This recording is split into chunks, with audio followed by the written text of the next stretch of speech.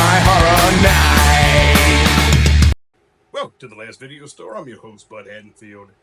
And the slasher subgenre has always been one of my favorite subgenres within the horror series and whatnot.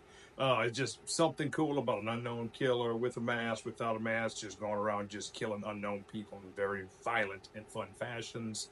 There have been hundreds and hundreds of slasher movies over the years. Uh, and if you go back to it, like there's different things that would fit the slasher subgenre within the various years of like just anything with an unknown killer. It got big within the 60s with Peeping Tom and Psycho, but really hit home in the 70s within Black Christmas and Halloween and just different other movies because Texas Chainsaw Massacre is there. That's kind of a slasher movie and whatnot. It kind of fits, especially in my opinion, it kind of fits. So in the 80s, a lot of movies hit big with franchises. And over the years since then, especially like in the 90s and the 2000s, everything has pretty much got a remake. Pretty much everything, like I said, got a remake. But I figured what would be cool to talk about several slasher movies that never got a remake, that never got sequels, that never got prequels. I'm talking 20 standalone horror movies that just ended and began with one film. So I'm not going to talk about all the big ones, especially ones that I've spoke of in other episodes like The Burning and Madman and whatnot. They're all great standalone slasher movies. But I want to get to some and show spotlights on others that I haven't spoke about in previous episodes. And I'm not going to go into in-depth reviews with it because I would like to talk more about these movies in episodes to come. So no particular order, just 20 great standalone slasher movies. Like I said, didn't get a sequel, didn't get a prequel, didn't get a remake. The first one is Madhouse. This is a really fun one from the early 80s. It has something to do with a sister and an uncle in a rock roller. This one's a really fun movie. You can find it on Amazon Prime streaming, and I think you can find it also in its entirety on YouTube. Arrow Video had put out a very good Blu-ray of this. I think the DVD is still in print, but it's just one of them fun little unknown slasher movies that not everybody talks about. The next one is going to be the Zero Boys. This one is a real fun one. I'm trying to think of the director did some other movies, uh, which is just it's not coming to light at this time within my mind. Uh, Nico Master, I'm butchering it, but this was a really fun movie. You had Kelly Maroney, who was in Night of the Comet and Chopping Mall, and it's about this group of paintballers. And at the very beginning, they're having like this weird little battle with some Nazis. So fuck Nazis, they some bitches, all of them. Um, but they come across this old abandoned house, and there is a weird killer going around trying to kill off all of them one by one. And yeah, it's a fun little movie. So the Zero Boys.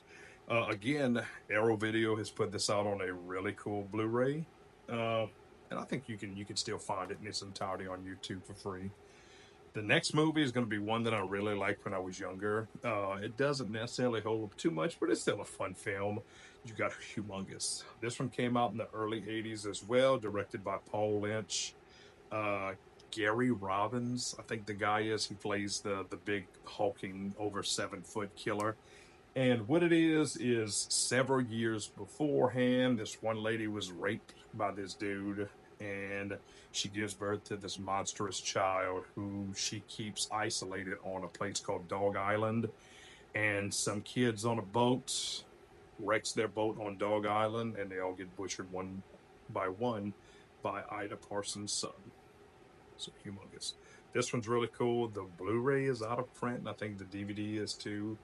But if you can find it, pick it up. Scorpion Releasing had did a really cool Blu-ray of it. The slipcover looks cool, but I always love the original poster slash cover art. Uh, Here are the monsters' little toys. Once they were little girls and boys. It's loose, it's angry, and it's getting hungry. But yeah, Humongous. Really fun. You can find it on YouTube as well, streaming. And I'm not gonna be one of those like, yeah, don't like pirate movies, but if a movie's not made available find his best way to watch it, because this is the whole point of why these movies exist. And it's just movies are for everybody, and they're made to be watched and viewed and loved and whatnot. So moving along, the next one's a movie I've absolutely loved since I was a kid, and it is Alone in the Dark. I'm not sure if I covered this in a previous video, because I've made a lot of videos over the years. When we have Donald Pleasance, we have fucking Jack Palance, we have Martin Landau, we have it's not Sub-Zero, but he was one of the stalkers in The Running Man. He was also in the Gene Wilder, Richard Pryor movie Stir Crazy. I'm talking about the big bald headed fella. He was the terror in The Wanderers. That was a good movie. But Alone in the Dark is really cool. It's about this new style insane asylum, but there's no fences, there's alarms, and one day in a blackout, all the power goes out. So of course the alarms ain't there anymore, and four of these mentally insane individuals break out and start wreaking havoc on their new doctor because they think he killed the old doctor.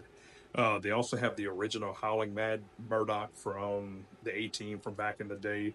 But this is a really fun movie. Again, the cover art is cool. Scream Factory had did a really good releasing of it, which I was happy for because the DVD was long out of print. But look at that amazing cover art. So Alone in the Dark. The next one is going to be more of a mainstream one when it comes to horror movie fans, and it is going to be The Prowler. I've absolutely loved this movie. Joseph Zito directed this. He did Friday the 13th Part 4. This came out the same year as Friday the 13th Part 2, and it has some similar scenes in it, but it's really cool. It's about this mass killer just going around killing people with a bayonet and whatnot, and a pitchfork. And this movie is really cool. Tom Savini did the special effects on it, and one of the ending shots is really cool when it comes to special effects and whatnot. Lawrence Tierney, that's the guy I'm thinking of. He's in this movie. He was in Reservoir Dogs. He was Elaine Bennis's dad in Seinfeld, and he was also the bartender from Silver Bullet, and I love that movie very much. But The Prowler, this one's really good. The DVD and Blu-ray is still in print, and I believe is currently streaming on Shudder, if you have that through Amazon Prime. So the next one is a fun little movie called Sweet 16. This was a real cool one. This was one I didn't discover until they put it out on DVD, just reading about it in Fangoria magazine, so I immediately had to seek it out and check it out. And it is a cool little slasher movie that came out in the early 80s. You have Don Shanks. He's playing one of the main characters in here, and everybody knows Don Shanks was Michael Myers in, I believe, Part 5, The Revenge of Michael Myers. But he's a cool little character, good little actor, great movie. You have one of the main characters. It's a brother and a sister, and they try to solve these slashers or these killings and whatnot because their dad's like the local town sheriff. And she was also the star of Friday the 13th Part 3. Dana Kimmel, I think her name is, but that's really not important. But we also have Bo Hopkins, who plays the dad. So I always liked him in these movies. And this is a cool little hidden gem. So if you haven't heard of Sweet 16, check this one out.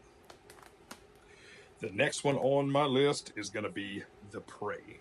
This one's fun. This was a great little release put out by Arrow Video, as always, because Arrow's a good company. This one is kind of like Humongous, where it's like this monstrous creature is out in the woods killing off people one by one, and it's played by the guy who played Lurch, I think, in the 90s movies of the Addams Family.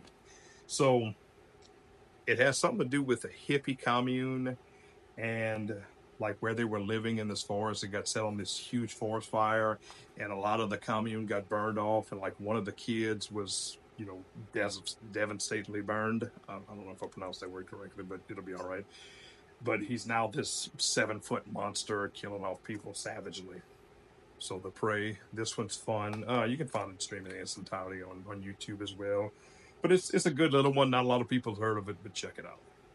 So next is going to be Offerings. This one was a fun, lower budget slasher movie from the late 80s, I think 1988. And it's a fun little movie. It's kind of like like pretty much all the other ones from the time period, but it's about like this one kid, something's wrong with him. He gets kind of bullied and whatnot, and he gets locked away in this asylum. But years later, he comes back and he starts killing off the town folks. And I remember the town sheriff was this very big fat dude with a Playboy, just being a sloppy motherfucking mess. But this was a fun one.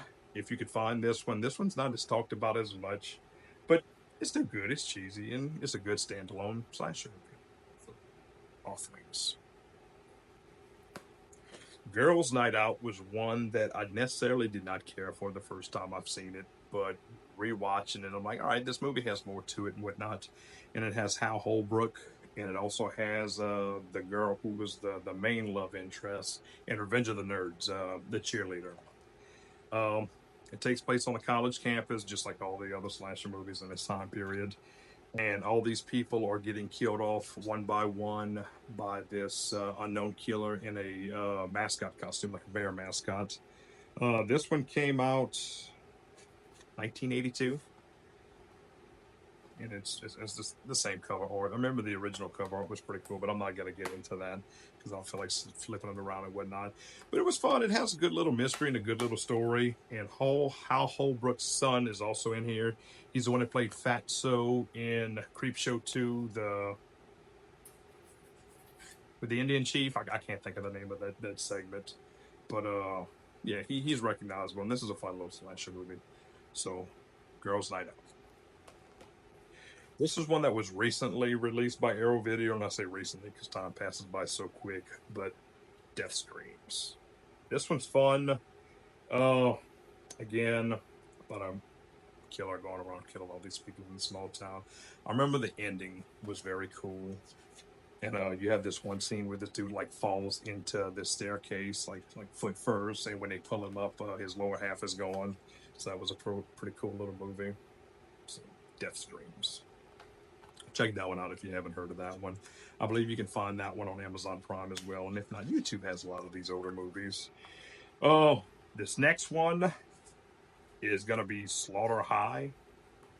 I absolutely always loved this movie. This is one that I found in the 90s at a video store, my local video store. I saw the cover art. I'm like, man, I gotta check this movie out. It was a whole lot of fun. It had a cool little segment to it, and it took place on April Fool's Day. It was one of those type movies. And pretty much the popular kids in school, they have this one little nerdy character named Marty, and they figured they want to play a joke on him, but he ends up getting horribly burned in acid.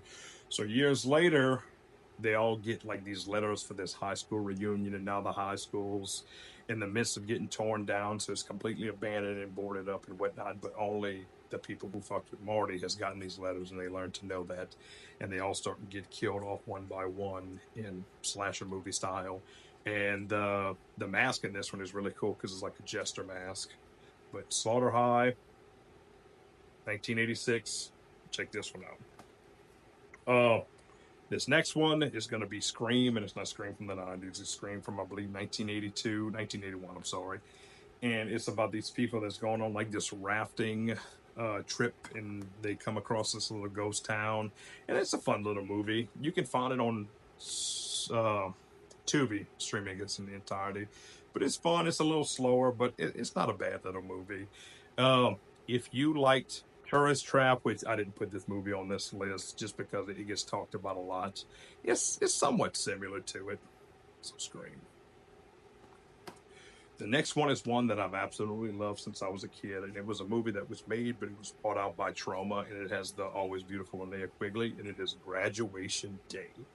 Man, this was such a fun movie. Let's see if they have the original cover art. Yeah. And it's pretty much about this girl. Well, it's this track team, and this girl, she dies at the end while running, and everybody's pushing her because they wanted her to win. And I don't remember if she has like a heart issue or if she just died like this freak horrible accident. But everybody on the track team starts getting killed off one by one. We got Vanna White in this movie. The slasher's wearing like this fencing mask, but it's really cool. What's his goddamn name? Christopher George. He plays the coach in this movie, and he was in a lot of movies in the early 80s until he passed away. And his wife, Linda Day George, was in a lot of movies with him as well. So, Graduation Day. This one, I believe you can find on Shudder. And again, it's on YouTube like all these other movies. And Vinegar Syndrome has put a very beautiful Blu-ray out. But beforehand, the only way you could find it, you can find it on DVD. But Slasher Video, Slasher Classic Collection, 88 Films, they had put out a pretty cool little Blu-ray of it as well. So, Graduation Day, a couple years later, they had this one movie, Fatal Games. It was kind of similar, but it was its own standalone thing. It has nothing to do with Graduation Day. Even though Linnea Quigley does have a small part in that as well. And speaking of Linda Day George, we get Pieces. And you don't have to go to Texas to get a Chainsaw Massacre. This was a really cool, gory fucking movie. I've always loved this film. Pieces is just so much fun. Has a lot of cool little segments. We get a karate instructor. We get a waterbed action and whatnot. But Pieces. There's not much that if you know about this movie that I can say just to sell you on this movie. But all I'm going to leave it as is if you have not seen it, find it. It's an older movie. It's from 1983. But just because it's an old movie doesn't mean it's not new to you. So check this one out. The next one, the only way you could find it, and it's out of print now, but it came on a 2-pack Blu-ray with Edge of Insanity with Anthony Perkins, and it is Destroyer that also has Anthony Perkins in it. And what it is Lyle Alzado, I think he was the Oakland Raiders. He was like this big, muscular Jerry Curl Jewish man. I'm Jewish, so it's okay. I can say it. And he was this person who was supposedly put to death. He was this serial killer in this prison, and now the prison's closed, and this film crew is making a movie within the prison, but everybody in the film crew gets getting killed off one by one. If you don't know who Lyle Alzado is, he was in Zapped Again. And he was in Ernest Goes to Camp. He was like the big muscular fella that beat up Ernest. And Ernest ended up whipping his ass later on in this movie. But Destroyer, it was on Amazon Prime on one of the little side channels, but they took it off. But I think you can still find it on YouTube. And if anybody out there is important watching this, give us an actual Blu-ray of standalone of Destroyer because it's a fun movie. It's worth the watch. We also get I'm trying to think of the other name of the actors that's in this movie. They all very recognizable. And one of the guys, I can't think of his name, but he was like in Just One of the Guys. He was in fucking April Fool's Day. He was in a lot of shit. But it's good. It's good. The next one is going to be another one that was put out by Vinegar Syndrome. I love that company and all their movies, and is Rush Week. I found this one on DVD years ago on eBay, and I thought it was a fun little unknown slasher movie that a lot of people talked about from 1989. I remember like late 80s, early 90s, and people are getting killed off on a campus. Why not? This one, I believe you can find on Amazon Prime. You might have to pay for it, but it's on YouTube as well. The next one is one that I've always loved, and it is Silent Madness. And we get a couple of actors from the Sleepaway Camp series in this movie. And it's pretty much about this bald-headed dude just breaking out of a mental asylum. The records indicate that he was killed off many years ago, but he returns to his hometown and he starts killing people off one by one. So, Silent Madness. The next one has a big all-studded cast, and they were kind of relatively known at this time, but it is The Final Terror. This one is it's a little bit more mainstream because a lot of people have seen this movie. And like I said, with all the characters who are in here, you got Rachel Ward, Adrian Zamed, who is in T.J. Hooker and Grease 2. You get fucking Mark Metcalf, who was Niedermeyer from Animal House, Daryl Hannah, Joe Pantoliano, and you get that other dude. I can't think of the name of it, but he was like a greaser angel that came back to save his son. It's not important. But The Final Terror. The next one is a cool little early Bill Paxton movie, and it is Mortuary. This one's cool. Bill Paxton's always cool to watch and whatnot. He was always a great actor, and it sucks that we lost him at such an early age. But Linda Day George and Christopher George is in this one as well. This one's a whole lot of fun, as well as all these other movies. So that is my list. That's 20 awesome standalone slasher movies. If you haven't seen these movies, check them out. And if you've seen them and not necessarily liked them the first go around, just give them another shot. And if you really love them, I like your style. So I'm Bud Haddonfield. Thank you for tuning into the last video store on this episode. We have Cult Classic, which is a little horror movie convention in Baton Rouge. So I'm going to be heading to that next weekend. So you can check me out over there if you're in the area. If not, there's something you want to see me cover in another episode, just leave a comment. You can find me on Facebook. You can find me on X, Instagram. I'm out here. So I'll see you next time. And we are definitely in Halloween season. So we're going to get a lot of cool Halloween style episodes. So